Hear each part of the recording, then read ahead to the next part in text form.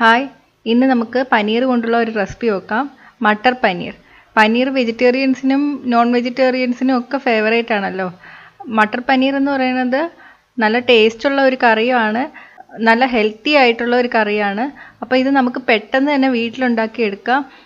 Green പീസും പനീറും ചേർത്തിട്ടാണ് ഈ കറി ഉണ്ടാക്കുന്നത്. അതുകൊണ്ട് നല്ല വൈറ്റമിൻസും പ്രോട്ടീൻസൊക്കെ ഉള്ള കറിയാണിത്. അപ്പോൾ ഇത് എങ്ങനെയാണ് ഉണ്ടാക്കുന്നതെന്ന് നോക്കാം. അതിനു മുന്നേ ചാനൽ സബ്സ്ക്രൈബ് ചെയ്തിട്ടില്ലെങ്കിൽ സബ്സ്ക്രൈബ് ചെയ്യാൻ മറക്കല്ലേ. Please subscribe this channel and press on the bell icon for the latest updates. ഇതുണ്ടാക്കാൻ ആവശ്യമുള്ള സാധനങ്ങൾ: paneer 100 gram, sunflower oil 5 teaspoon, സവാള 2 എണ്ണം, പച്ചമുളക് 1 എണ്ണം, തക്കാളി 1 എണ്ണം, ജീരകം 1/2 ടീസ്പൂൺ, മഞ്ഞൾപ്പൊടി 1/2 ടീസ്പൂൺ, കാശ്മീരി മുളക് പൊടി 2 ടീസ്പൂൺ, മല്ലിപ്പൊടി 1 ടീസ്പൂൺ, വെള്ളം 2 കപ്പ്, ഉപ്പ് പാകത്തിന്, ഗ്രീൻ പീസ് 1/4 കപ്പ്, ഗരം മസാലപ്പൊടി 1/2 ടീസ്പൂൺ, കസൂരി മെത്തി 1/2 ടീസ്പൂൺ. ഇനി നമുക്കിതെങ്ങനെയാണ് ഉണ്ടാക്കുന്നതെന്ന് നോക്കാം.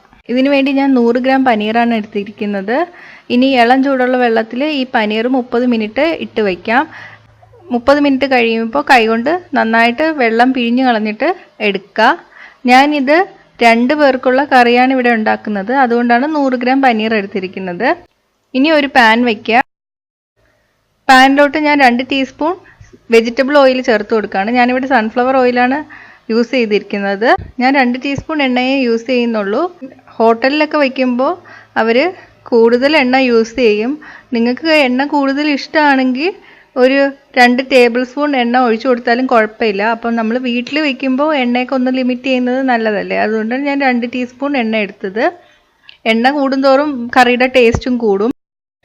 ഇനി എണ്ണ ചൂടായിട്ട് വരുമ്പോൾ ഇതിലോട്ട് 2 സവാള ചേർത്ത് കൊടുക്കുക, ഒന്ന് ഇളക്കി കൊടുക്കുക. ഇനി ഇതിലോട്ട് 1 ടീസ്പൂൺ ജിഞ്ചർ ഗാർലിക് പേസ്റ്റ് ചേർത്ത് കൊടുക്കണം. എന്നിട്ട് നന്നായിട്ട് ഇളക്കി യോജിപ്പിക്കുക. ഫ്ലെയിം മീഡിയത്തിൽ വയ്ക്കുക. ഇനി ഇതിലോട്ട് 1 പച്ചമുളക് ചേർത്ത് കൊടുക്കാം, 1 തക്കാളി ചേർത്ത് കൊടുക്കുക. ഇനി ഇതൊരു 5 മിനിറ്റ് നമുക്ക് വേവിച്ചെടുക്കാം. 5 മിനിറ്റ് കഴിഞ്ഞിട്ടുണ്ട്. സവാളയും തക്കാളിയൊക്കെ ഒന്ന് വഴണ്ട് വന്നിട്ടുണ്ട്. ഇനി നമുക്ക് ഫ്ലെയിം ഓഫ് ചെയ്യാം. ഇനി ഇത് തണുക്കാൻ വയ്ക്കാം. തണുത്തിട്ട് മിക്സിയിൽ നല്ലപോലെ അരച്ചെടുക്കാം. ഒരു പാൻ വയ്ക്കാം. ഇതിലോട്ട് ഞാൻ 3 ടീസ്പൂൺ എണ്ണ ഒഴിച്ചു കൊടുക്കുകയാണ്. ഇനി എണ്ണ ചൂടായിട്ട് വരുമ്പോൾ 1/2 ടീസ്പൂൺ ജീരകം ചേർത്ത് കൊടുക്കാം.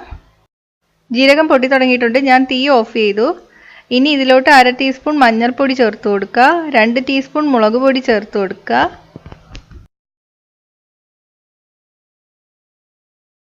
1 ടീസ്പൂൺ മല്ലിപ്പൊടി ചേർത്ത് കൊടുക്കുക.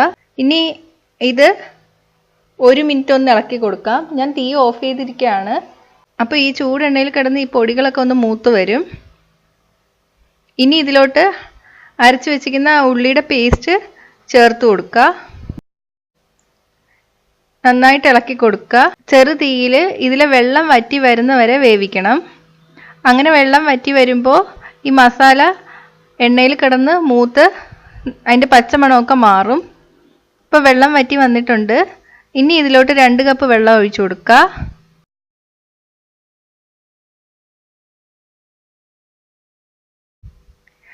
ആവശ്യത്തിന് ഉപ്പ് ചേർത്ത് കൊടുക്കുക. ഇനി ഇത് തിളച്ചു വരണം. ഇപ്പം തിളച്ച് തുടങ്ങിയിട്ടുണ്ട്. ഇതിലോട്ട് നമുക്ക് പനീർ ചേർത്ത് കൊടുക്കുക.